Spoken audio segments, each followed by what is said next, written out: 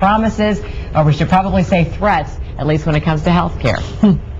Yeah, they want to completely roll back health care, Jill, and they've been pretty vocal about that since the election. They've already scheduled a vote for next week to see if they can repeal health care in the House.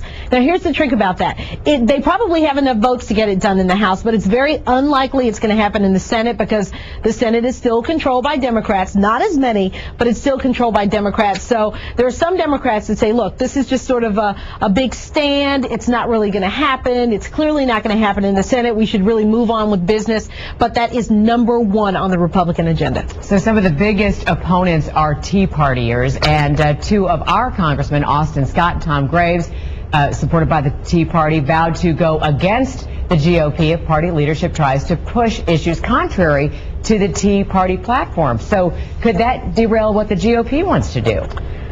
Well, you know, it's a very good question. I mean, a lot of what we're going to be seeing in this next Congress is not just sort of the Democrat on Republican conflict that we often see, but conflicts within parties. I mean, now that we've got all of these candidates like Graves, like Scott, who are here with the backing of the Tea Party, the big question is, what are they going to do? I mean, when you look at Scott, for example, some of the things that he ran on, like, you know, fewer federal employees and unspent stimulus money, those are some traditional Republican values. So, you know, was this just all campaigning to get to Washington? Are they really going to make big differences? A lot of that is still unknown. Of course, both of them will be sworn in today. And I should tell you, by the way, Scott's going to be on the Armed Services Committee, which is going to be pretty important for your areas like, you know, Fort McPherson and the other bases around Georgia. Lockheed, Georgia. As a matter of fact, it's almost like there are going to be three parties there. You know, the Dems, the Republicans, and the Tea Partiers. And it's hard to imagine that there'll be a great deal accomplished, you know, a lot of compromise.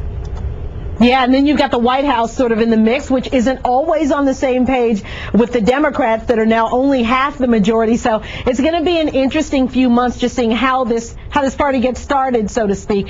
But, you know, when you talk about three parties, the Tea Party, and we should always clarify this, is more of a movement. It's not an official political party, but because they were so influential in these elections, they're definitely going to be a group to watch. Yeah. Now, what do analysts say President Obama has to do to unite these different factions and get something done? Well, he's going to have to compromise, no question, and he's well aware of that. I mean, he talked yesterday on Air Force One when he was on the way back about the fact that, you know, look, we want to try to build on the success that we had in December during that lame duck session. Now, you know, some people say it wasn't very much success, but he brought Republicans in, he sat down, he backed off some things that Democrats really wanted. So if we're going to really see progress in the next few months, in the next 2 years with this Congress, it's going to be Democrats giving up things, Republicans giving up things to try to get some legislation that works for America. The big question is, Republicans are in charge of the House, and they're not very willing to give up some of the things that they fought for to get here.